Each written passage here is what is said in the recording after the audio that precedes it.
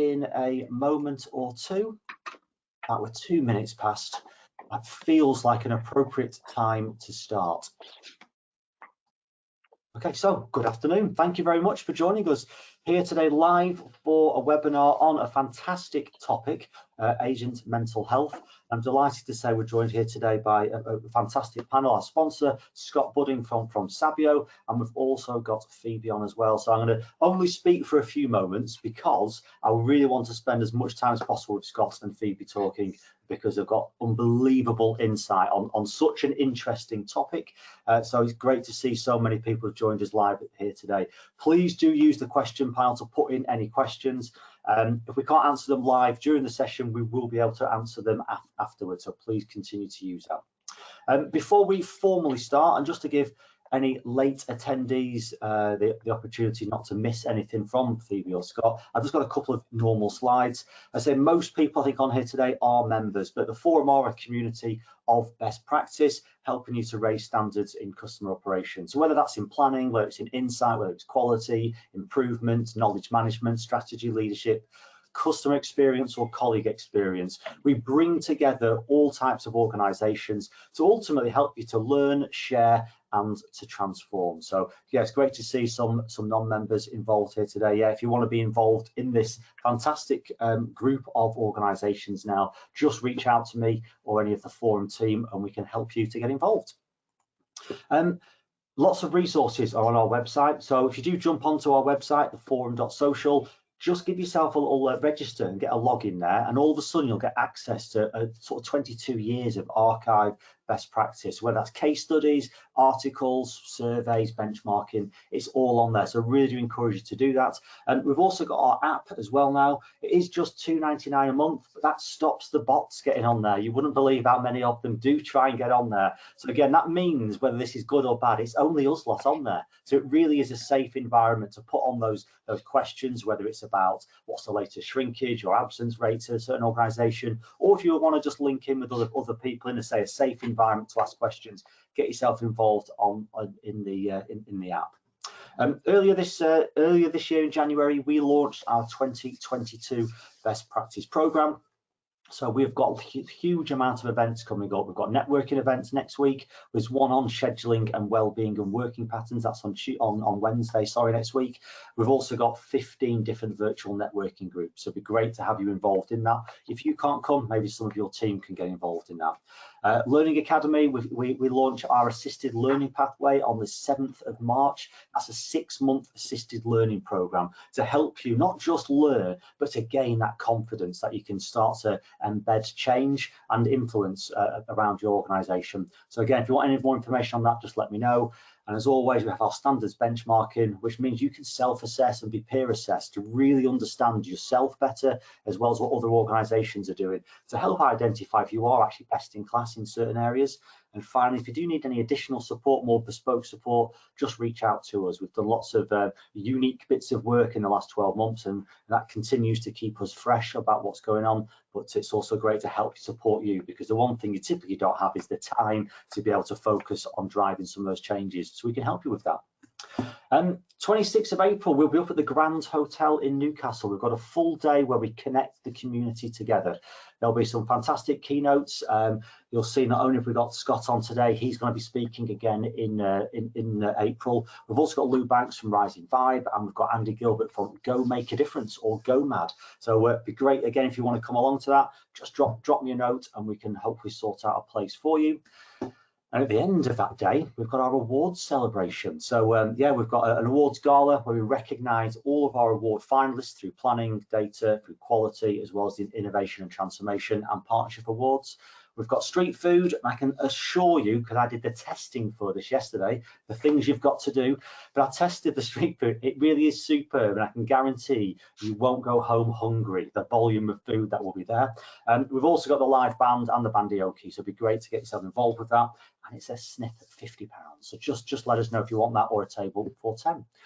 Okay, whilst I've been talking, I'm delighted to say we've got even more attendees on there. So good afternoon to everyone. I'm going to stop sharing my screen because, Scott, I'm going to hand over to yourself so you can do a little introduction and talk about today's topic. So just give me a second. Well, thanks, Phil. That's okay. Scott, you should now have the power. Brilliant. Okay. Okay. Hopefully you can see that okay. Does that come through? It has. Right, brilliant. Great. Well, thank you very much, Phil, and thank you everyone for joining. It's great to see so many people have attended today and taken time out of your busy day. So, hopefully this will be a really interesting webinar for you today. Please do ask questions as we go through. I am Scott Budding. I'm the head of workforce optimization globally for Sabio. My background is really working in the contact center industry. Actually worked in the operational side for many years, a number of different roles. But more recently, I've spent the last 7 years working within a technology supplier and an organization who partners with other vendors that are working in the contact center space to deliver best of breed technology and ultimately good customer experiences and agent experiences, which is something we'll be talking a little bit more about as we go through the webinar today. I'm joined by Dr. Phoebe Asquith. Phoebe, did you want to just do a little intro while I've got this slide here? Yep, sure. Hi, everybody. I'm Phoebe Asquith. I'm the Senior People Scientist at People Matter. I'll do a little bit more of an introduction to our research team as a whole because I'm going to be going over our research that we've been doing. But just briefly, my background's in cognitive and behavioural neuroscience. Yes, thank you, Phoebe, and I know you'll be introducing a few of the other members of the team in a little while. So thank you for that. I've put a question on the screen, just to encourage you to use the chat function in the go-to or in the panel there.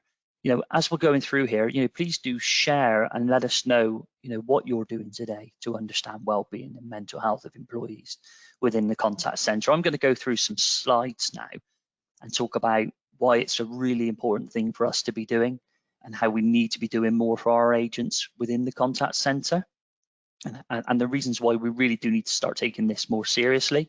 But I'd love to hear from you and what you're doing within your contact center. So do please share, and we'll read some of those things out because I'm sure they'll be of interest to others who are attending the session today. Okay.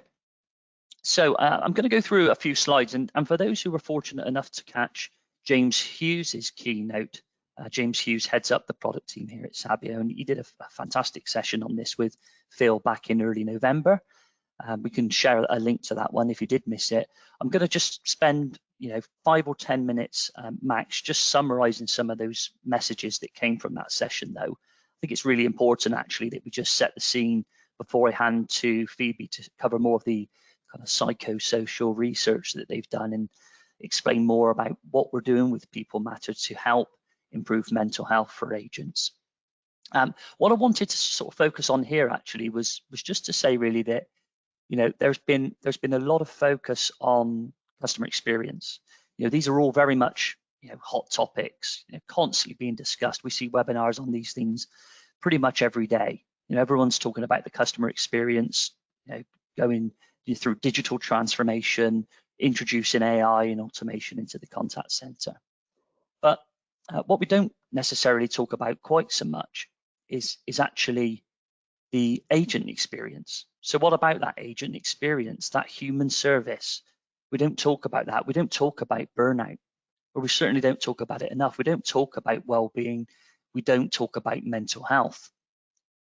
And the message here really is that there's a hyper value that we think you can really benefit from if we start to give that the attention that it really needs.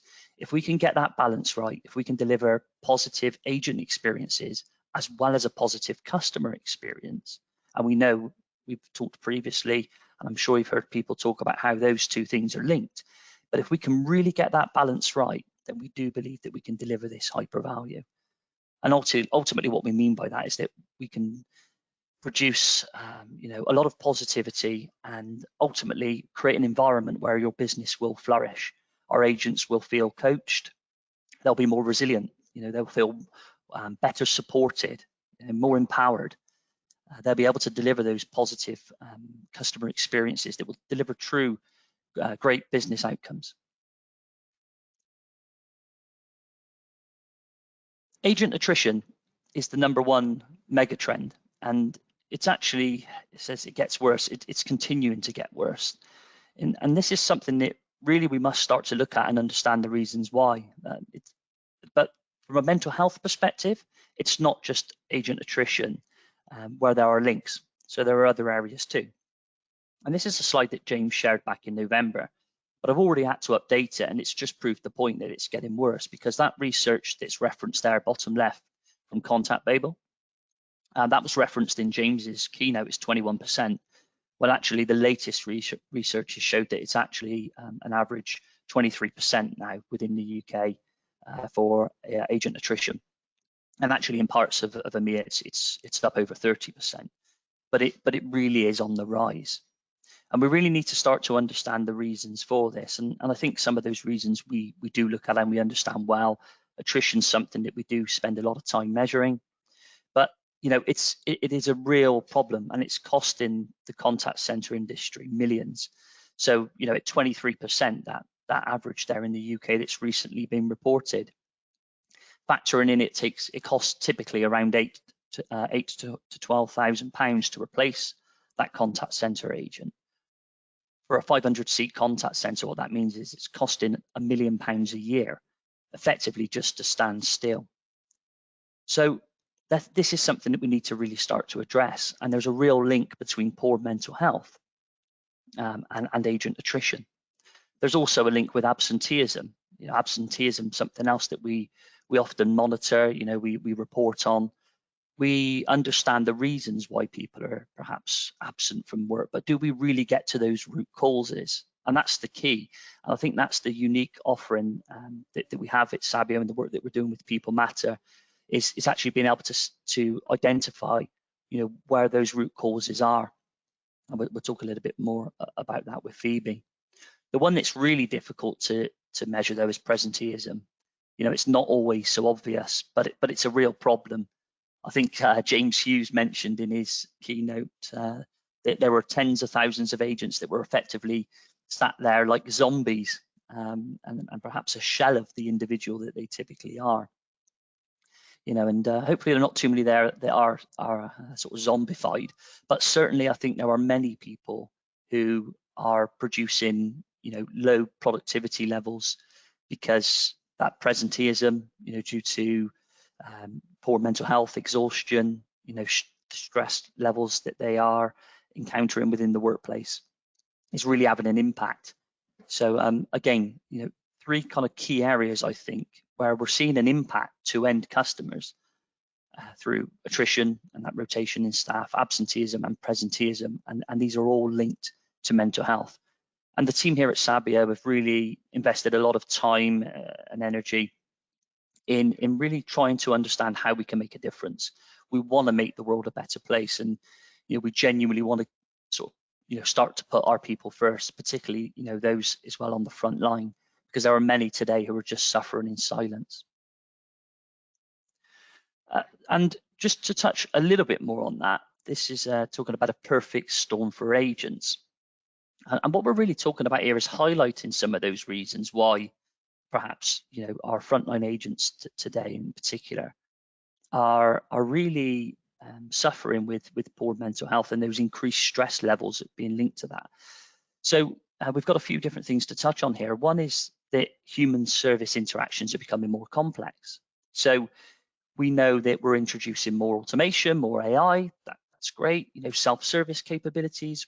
That's absolutely wonderful. But what's that doing? That's actually leaving our contact center agents dealing with those more complex issues, those more emotive issues.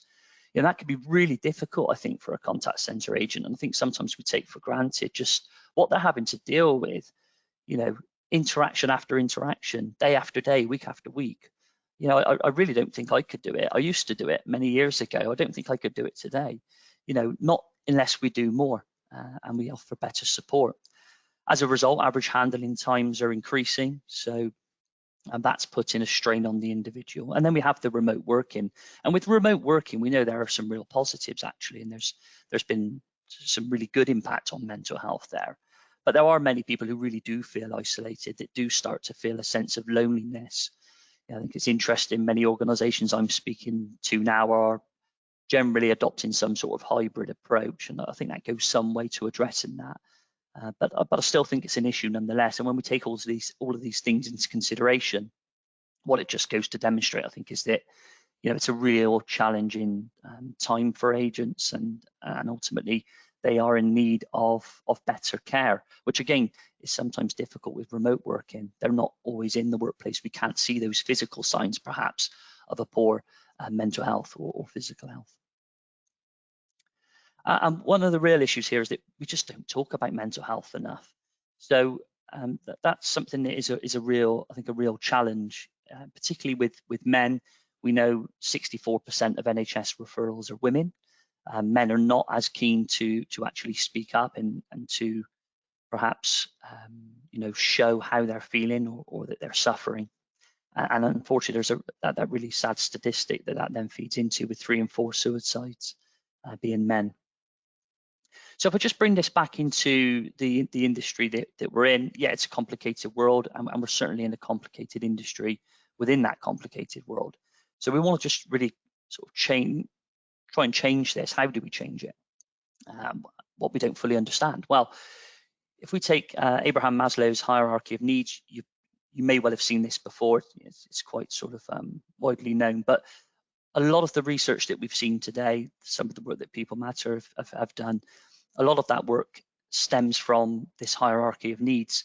And I'm not going to go into this in huge detail. There's quite a lengthy section on this in the keynote, which I really do think you should check out when you have some time if you haven't heard it. But ultimately, what we're talking about here is something which is often looked at from a personal point of view, your personal life, but it absolutely can be applied to our working life as well. And ultimately, what we're talking about with this hierarchy is the further that we go up this sort of pyramid, the further up the tiers that we go, the more well-rounded an individual you are, the more sort of better version of you that you are. And we really think that can be applied to our work life too. So certainly, physiological needs, I think a lot of those are met in our workplace. But as we start to move up those tiers, I don't think we're necessarily seeing many people, getting what they need in terms of love and belonging, just as an example. That sense of connection, intimacy, some of that being lost with remote working. So it's just trying to sort of find ways where we can actually fulfill these human needs in the workplace. So that's why we here at Sabio have come up with a proposition, and really wanted to sort of bring that to you a little bit today and just focus in on this mental health piece. So we think we need to be doing more in terms of the agent well-being by placing the people at the center of what we do. What we actually then need to do is to take some of the data that we have, as well as some subjective input, which I think Phoebe will be touching on shortly, but the individuals, being able to express how they're feeling in that moment, combining that with the various contact center data that we have available to us. So we can look to take data from numerous platforms, whether that be Twilio, Genesis, Amazon, WFM Solutions, NICE, Calabrio, Verint, whatever it might be that you're using, HR systems, Office 365, how many instant messages are people getting? What are the work schedules look like? Where are the links? Where are the correlations? What's the impact on the mental health, which ultimately has a knock-on impact to our customers? And it's really being able to give that feedback loop. So yeah, absolutely harnessing the data. I just talked about some of those data sources there, but it's being able to do things like predictive burnout, but really kind of using that data to understand pressures, to understand emotions and behaviors, to understand where we do have areas of the business where people are in need of that boost. And sometimes they can be little things, right? It can be going up to that individual and putting your hand on their shoulder and telling them that they've done a good job. But those little boosts are really important, and we can start to introduce that. But it's really about making decisions, and changes based on the data, so that we know we're going to get some great business outcomes. Okay, I'm keen to get passed over to Phoebe, because today's session is very much focused on the sort of behavioural science that drives some of this. But before I pass you over to Phoebe, I'm just going to stop at this point, and I think Phil, I think you're kindly going to launch a poll for us, aren't you? I will do. This should come up on screen now. So yes, how data-driven is your well-being strategy today? So hopefully very honest answer on this one. Should be quite easy. How data-driven? Is it very data-driven? Is it a little bit? Is it you have a strategy but no data-led, or you don't even have a well-being strategy? Yeah, I can see most people have voted so far. If the last couple of people could just do so. Don't make me name you. Please do just put in a vote in there. If you're unsure, just go with the last one. You do not have a well-being strategy, because it's sort of saying you don't know. That'd be really good. Just give it another 30 seconds or so to get the final couple of people, please. Just click on the one that is you think is most likely to beat yourselves. Okay, Scott, do you have an idea on where you think the answer could come out? So I'm just going to give it another 10 seconds. I think the answer's going to be that it's not very. I don't think there are going to be many votes for very. We may have a few that say a little. What I am intrigued to see is how many people say that we don't have a wellbeing strategy. I think it's been great to see more organisations actually, placing some responsibilities with individuals in an organisation now and actually forming a strategy to try and improve well-being of the employees. But so I've just closed it. I did give it to 90 seconds. It was just 2 people that didn't. So again, we've got a fairly good sample there. Scott, almost a quarter of people of the audience today have said they do not have a wellbeing strategy, or maybe they're just not sure what the data is. And I think your gut feel was probably right, wasn't it, with a little, or we have a strategy but it's not data led yet. Yeah, I think so. I'm actually almost sort of, I guess, maybe pleasantly surprised that actually 3/4 of people that we have on today at least have a wellbeing strategy. Yes. So it's a good start. So it's just, I think for all of us, I think we're all obviously keen to understand ways in which we can improve that wellbeing strategy. But certainly not surprised to see that we didn't have any votes for it being sort of very data driven and data led. Yeah. Okay. I will hide that. I think we're going to hand over to Phoebe, are we? Yeah. Thanks, Phil. Yeah. Yeah. That, again, the power should be in your hands now. Fantastic. It's great. Well, thanks, Scott. Thanks, Phil. I'm really excited to be here today. Thanks so much for inviting me. I want just to pick up quickly on a couple of words that you used there, Scott. I think what I'm going to try to do in this presentation is, as you said, really try to get to the nitty-gritty of the problem. And as you said, we really want to be able to empower agents with their own mental health to address those really, really difficult issues of attrition and agent engagement that this sector is facing. So I'm going to be talking about the research that we've done around how behavioural science can improve wellbeing, and I'm really proud of the research we've done in this space, and I hope you find it as interesting as I do. So first, I'm just going to introduce you to our research team. So this research has been a group effort. Amy King, the founder of People Matter, has a background in business and organisational psychology, and she's got 10 years experience creating HR technologies that help to improve well-being and create positive impact with employees.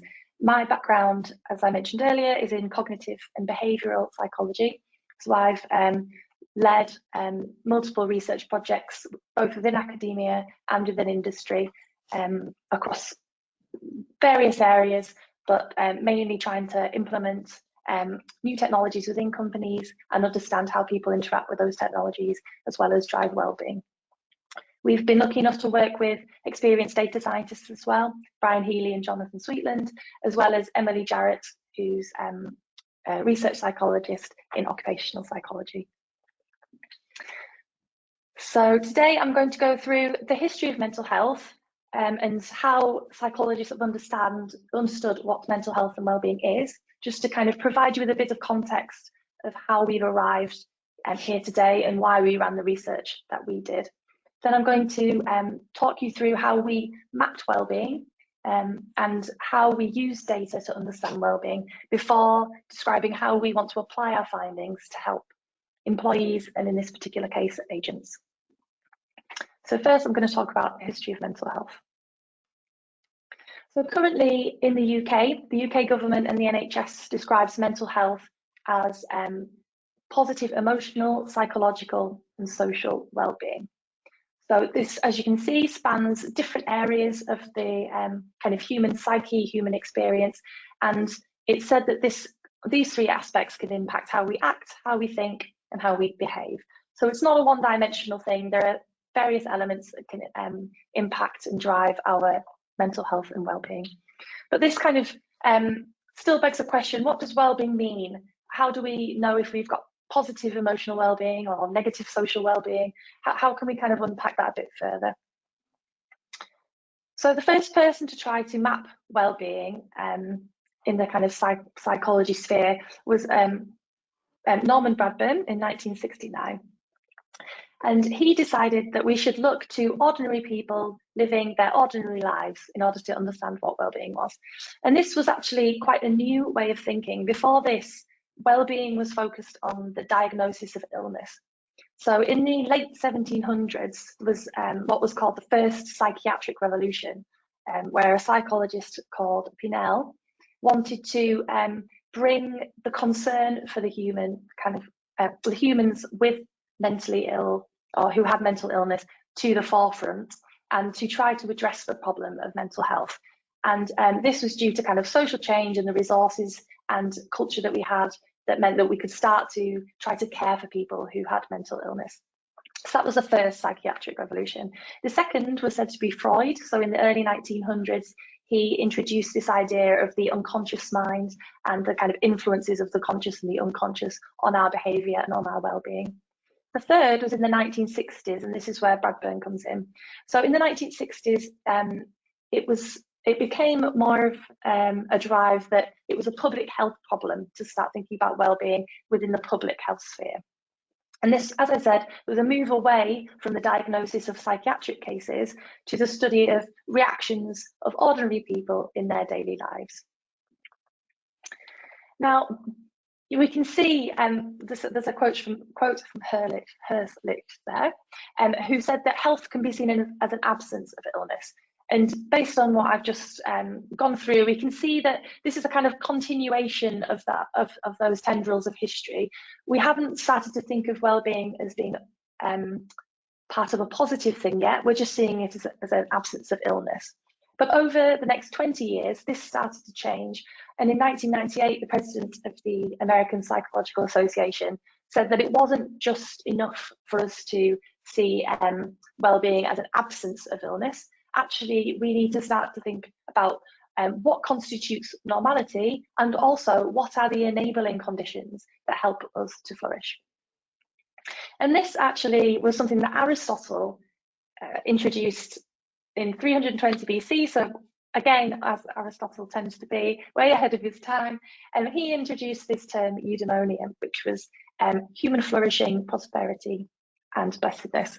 And it's this idea that humans can be more than just not unwell or kind of doing okay, that we can build on our strengths and change and grow to mean that we can be our best selves. And kind of based on these new ideas of, okay, we can actually strive for happiness, well-being can be seen as a spectrum from kind of risk and unhealth to flourishing and positive psychology.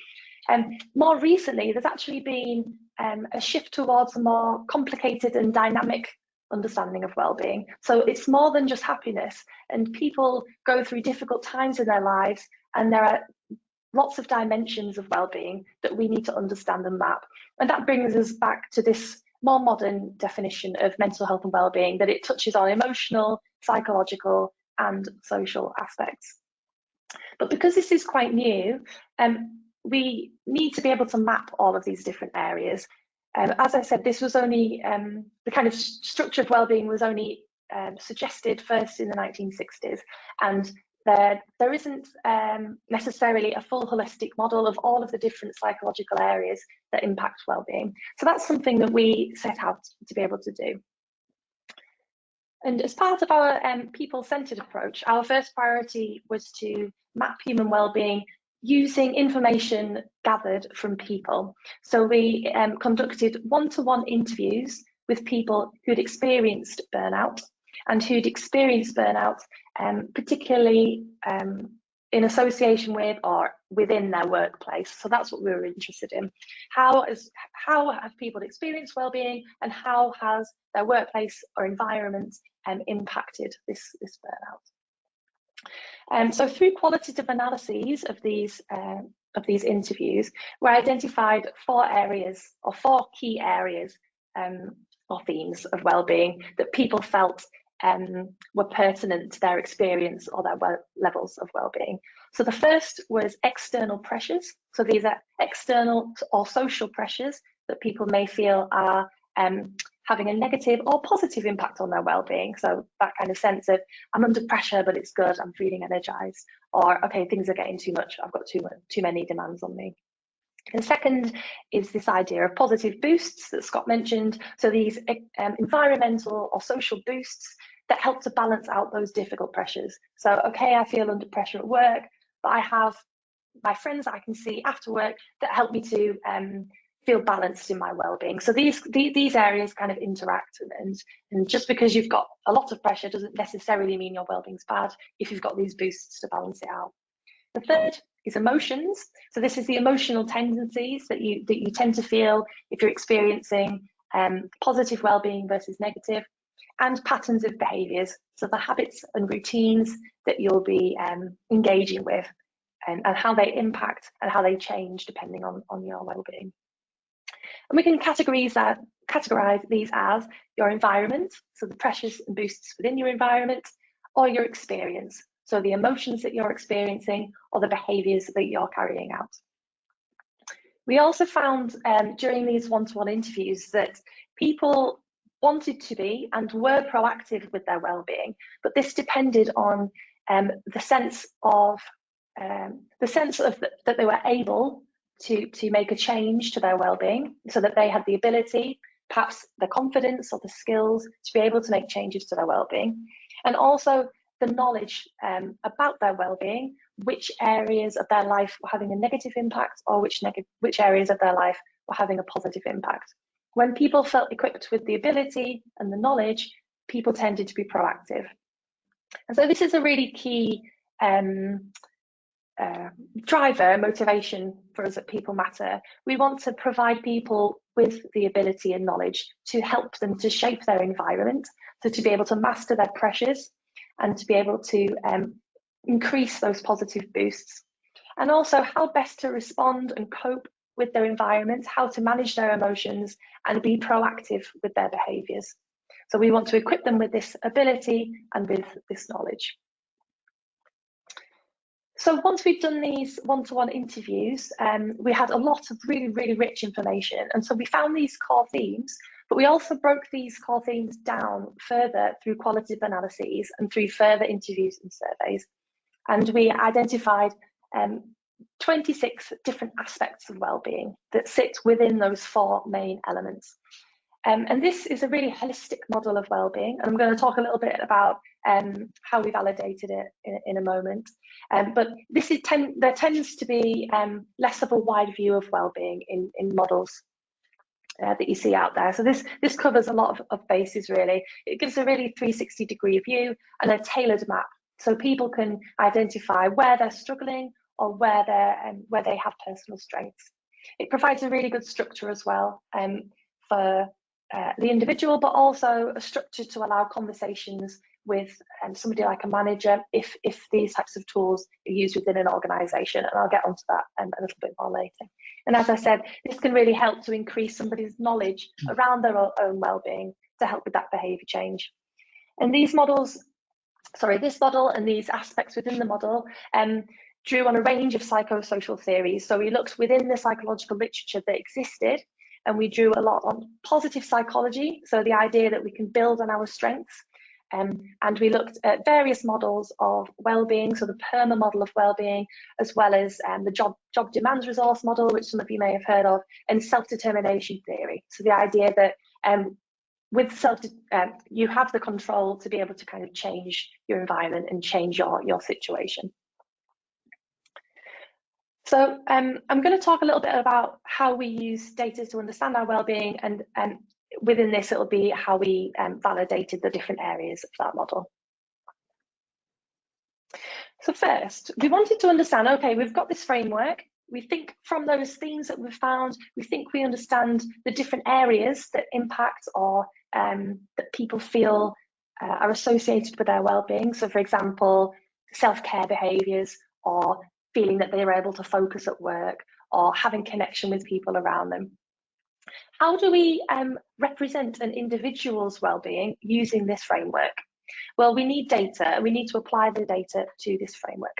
So the first type of data that we want to be able to use is subjective data. So this means data that we collect from an individual that helps us to understand their experience. So this is answering questions, or with reflection techniques, responding to statements, that type of thing, across this model that can help us build a picture of that person's environment, that person's experience.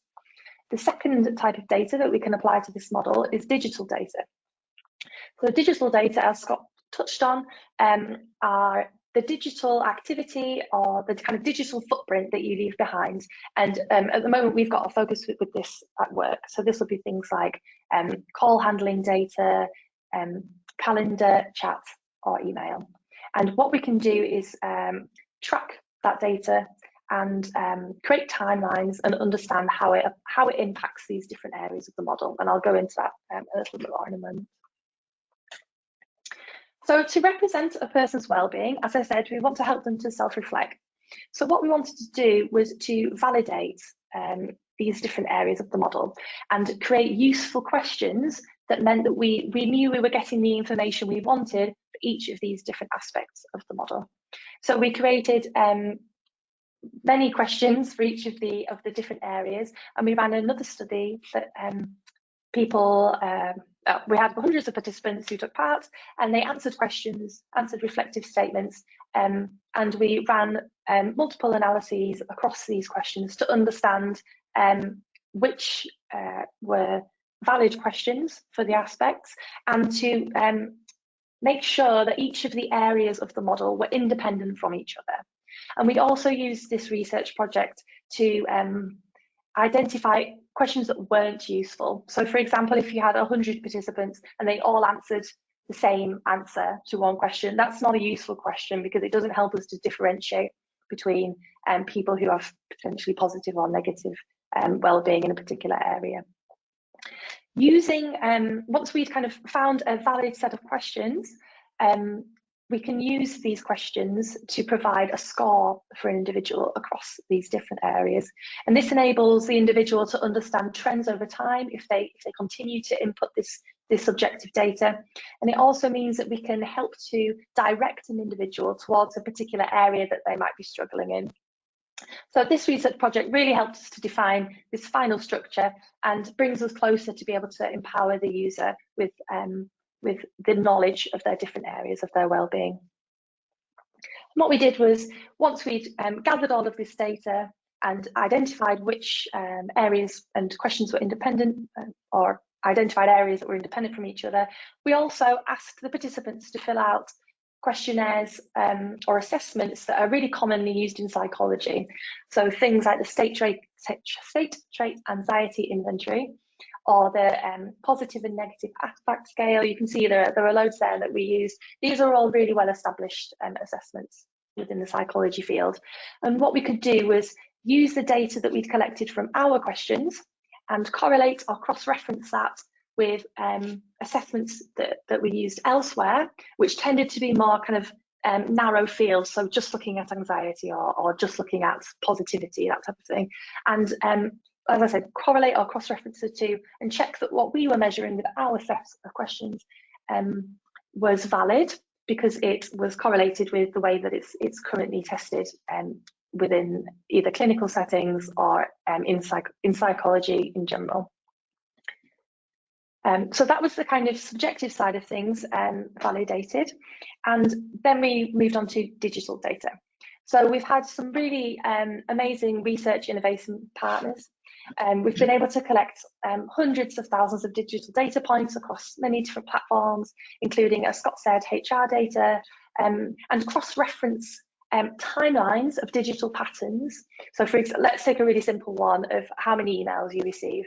We can do a timeline of this and cross-reference that with somebody's wellbeing model, wellbeing framework, and understand and infer how this might be impacting them over time, or within a kind of a critical point in time.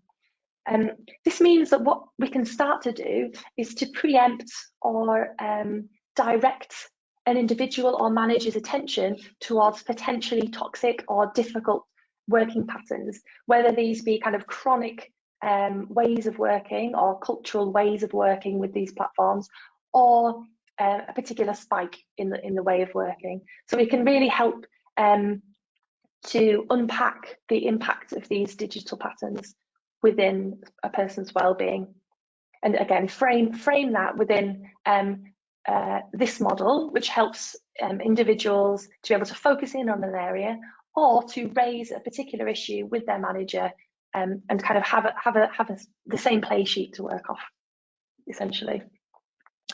So I've talked a little bit about how we unpack personal well-being and provide the knowledge people need to start to understand their own well-being. And I'm going to talk a little bit about how we help people to feel able to make behaviour change and improve their well-being in their life. But first, I've got a quick poll. So I think we need Phil for this, just to break it up a little bit and see if anybody, who knows the answer to this one. So according to Deloitte, those investing in improving mental health gets how much back for every £1 that they invest? Actually, that should be on screen. I can see, yes, we've got half of the people have already put on there, which is good. That's been great so far, Phoebe. Really, really interesting. I've got half a page of notes already, which is always a good sign. Really interesting. It's good for us to take stock for a second. Yeah, we've just got the last couple of people. If you can just vote, please, what you think it is likely to be. So according to Deloitte, those investing in improving mental health will get how much back for every £1 they invest? Last couple of people in the last few seconds just want to vote. Okay, I'll just give it 5 more seconds. I can see there are 3 people who haven't voted. Don't make me name you. Please do put your amount in there. Okay, the voting is going to close. And then there we go. There we are. So yeah. we got 32%. 32% of people were correct with it being £5. So the majority of people thought that it was less than the true number. So yeah, according to Deloitte, the recent research is that for every £1 that a company invests into mental health, they'll get £5 back, and that's based on statistics such as attrition or sickness absence that Scott mentioned earlier. So it's quite an amazing number, really, actually, isn't it? I think so. I think it's a really good number, and I think, you know, for a lot of businesses, it's not necessarily about a return on investment when we talk about the mental health and well-being of our employees, but actually, you know, I think there are still going to be people that are going to be interested in that side of things within any organisation, and actually, you know, what a great sort of message to be able to go back to your business and say, you know, whether you use what we're talking about today or not, you know, if you invest time, you know, energy, resources, allow your people to look at the data, to speak more often with their employees, you know, anything that you can do, if you can increase that activity and actually try and do more to improve the mental health of your employees, you know, it's going to pay for itself, you know, many times over. Yeah. I'll pass back to you, Phoebe. Sorry. Yeah, no, that's great. Thanks, everybody. So I'll crack on with my slide. So, as I said, we've gone over kind of how to unpack personal well-being, how we've built this model to help improve knowledge around an individual's well-being, and I'm going to talk a little bit now about the research and understanding we've got about how to improve behaviour change and provide somebody with the confidence or skills they might need to make positive well-being changes. So there are scores of psychological theories of behaviour change that are applied within different contexts. But when you boil all of these down, these are the kind of 6 key areas that impact a person's ability or motivation to change and produce sustained behaviour change. So the first one is knowledge of change in effects. So to be able to change, you have to know that there's an option to change and the effects of these change. What's going to change if you do carry out a certain behaviour or a different behaviour than what you normally do. The second is a cost-benefit analysis. So as you're weighing things up, or do I do this, or do I kind of carry on as I am, you do a natural cost-benefit analysis, and you're much more likely to change behaviour if you can identify the positive benefits of making a behaviour change. The third is the attitude to change. So you're much more likely to change if you're kind of ready to go for it. You've got the motivation. You're not kind of scared of change or worried about what that might bring. You've got a positive outlook to change, either in general or in this specific case. You've got the fourth is perceived control. So you have a sense of control over the situation, that what you do matters. The fifth is self-efficacy. So you're much more likely to change if you have the confidence that you can do it. And the sixth is social support and norms. So again, you're much more likely to change if you have social support for that change, or that the change you're making is accepted as normal or accepted by the people around you. So all of these things we understand from psychological theory, from the literature and the research that's been done, contribute to change. So we want to use all of this knowledge within our new technologies. So here's a couple of examples. So self-efficacy, I can do this, I have the confidence to do this. Often this means helping somebody to flip their mindset from this idea of fixed failure, or a kind of rigid idea of this is how things are and I can't get out of it. I don't have the skills, I don't have the confidence, this isn't something I can change.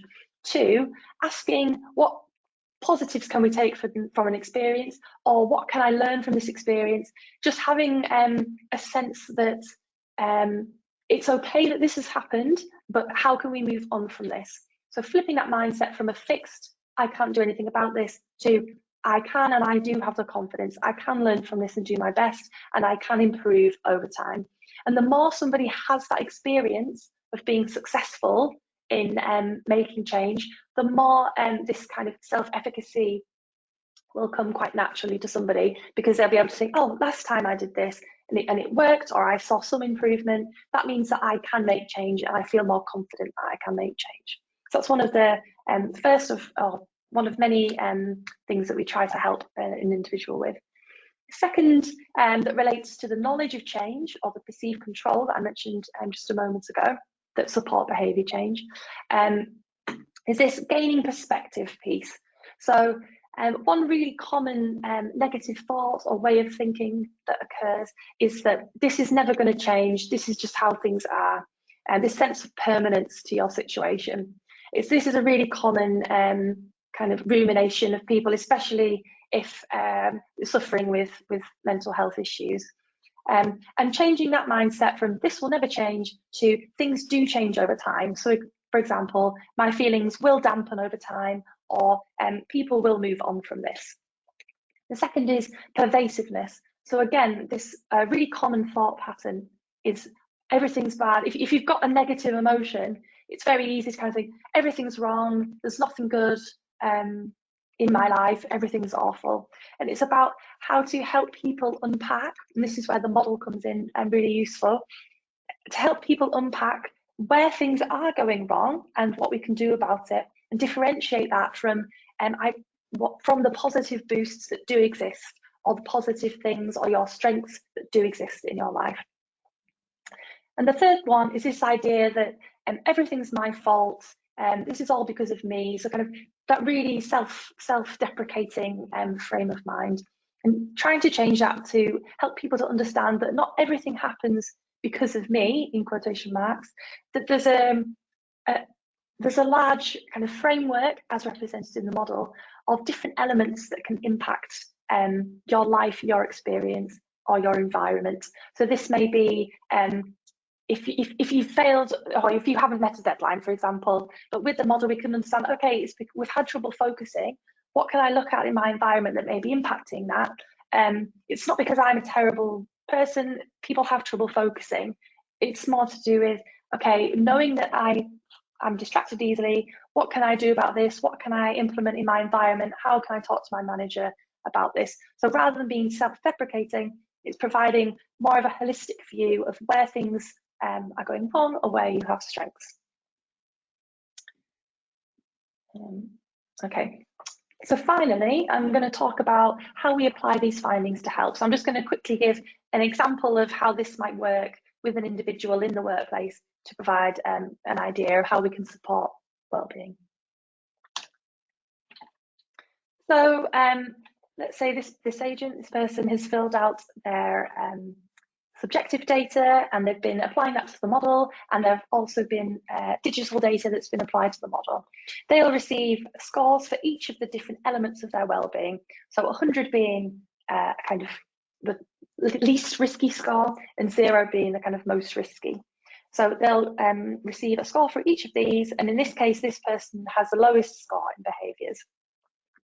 So what the technology will do is to identify this as an area of kind of needing most attention and help them to unpack that further. So these are all of the different aspects within that element of wellbeing that we can help a person explore through subjective feedback, or kind of navigating them through all of these different areas to help them to understand how they might be feeling and where in particular they need help with their behaviours. So this person may be feeling out of depth with contacts, unsure how to improve feedback, wants more training, is generally feeling frustrated at work, but finds it hard to pinpoint why there's this kind of negative sense at their daily role. And through self-reflection, we start to understand that this might be because somebody isn't playing to their strengths. They're finding certain things difficult, and they're not feeling in flow with their work because they're not doing things that they feel are in part of their strong skill set. So we can identify that through the model, through self-reflection. And then applying the psychological theory of behaviour change, we can address this area specifically through individual engagement with the technology, or engagement with their workplace, with their manager. So we help it with an individual with increasing their knowledge around a particular area. So things that they might want to look out for in their own thoughts and feelings and behaviours. We'll provide them with conversation starters, so ideas of how to talk about this with their manager. One key thing that we find with clients is that people often feel unsure, A, why they're feeling the way they're feeling. If they're feeling frustrated, they're not sure how to unpack that, and B, how to talk about it with their managers, or how, if you are a manager, how to talk about it with their team. So increasing that social support and constructive conversation through conversation starters. We also help people with cost-benefit analyses, so things like reflection areas for them to think about that feed into that idea of, okay, what will change, what will I benefit from if I make change, as well as practical actions and tips to try, either kind of in the moment when you're feeling stress, or over time to create routine and habit. And this is the kind of platform or information that an individual might see. There's lots and lots of content and articles and learnings that an individual will see to support these scores and to support all of these actions and tips. So it's a really rich environment for an individual. And as well as this, the manager can receive anonymous and aggregated statistics. So because it's a data-led solution, a manager can receive data-led insights. And this means that rather than seeing a kind of individual's score, they'll see a group of people's, either whether a team or a location, and everything's anonymous, but they can get an idea of where there might be pain points in the way people are working, or in their experience at work, or their environment at work, including their digital activity. And this means that we can guide managers to have the right conversations and understand and unpack specific areas of their team's wellbeing. And this is through tools and manager-specific tips and tools, as well as tracking wellbeing overall. And the real key to this is this link between an individual and their organisation and their manager. So really linking together these key things for behaviour change that will support wider culture change, increasing knowledge through learning, increasing conversations through having a common language and a common understanding of what wellbeing is and how to break it down, an understanding of actions that each might be trying. And we encourage, or we suggest that if people want to talk to their manager about specific areas of their action plan, that's a good thing, but that's all driven by the individual. So managers don't get access to that information apart from through the individual. Like I said, it's all aggregated. And also to help people track and keep on top of their well-being, whether that be at the team level or the individual. So that's me. I think, yeah, just in time. Sorry about that. I think we're nearly hit the end point, but no, thank you very much, everyone. And if we've got time for any questions, I'm very happy to answer. Excellent. No, that was absolutely super. We have got one great question that's come in from Josh that I think is definitely worth answering, which is around how much data. So I'll read the question out. Yeah, how long does it take to get enough robust baseline data before you can start making decisions? Great question, Josh. Yeah, so what we typically would do is, as part of a discovery phase with a client, we'll collect data. We do kind of monthly cycles. So in the subjective side, we'll collect a kind of full profile for all employees who are taking part. So we get a really clear kind of overview of, or a temperature check of everybody's well-being in that moment. And then over that first month, we encourage employees to check in daily through an app or through the web, so that we get this kind of picture over time of somebody's well-being. Over that first 2 to 4 weeks, we also collect digital data and help cross-reference those two, as I said. So that timeline that we normally work with is about 2 to 4 weeks. This is purely because often there can be a lag in the impact of the digital data on the subjective experience. As well as kind of, we like to kind of revalidate and reiterate the validation of the digital data and the impact on the subjective self. So yeah, 2 to 4 weeks to kind of get going with using the digital self. But we do also provide working patterns information as well. So just kind of an overview of how people are working, as well as linking that with the wellbeing side of things. I think that's the key, Phoebe, isn't it? The benefits are instant, though. You may not make certain business changes for sort of 4 weeks or what, while you're waiting for that correlation of data. But in the meantime, people are still getting pointed to the right information or the right tips. So we still all have that signposted to the and the working patterns, exactly. Yeah. Sorry, Phil, was there time?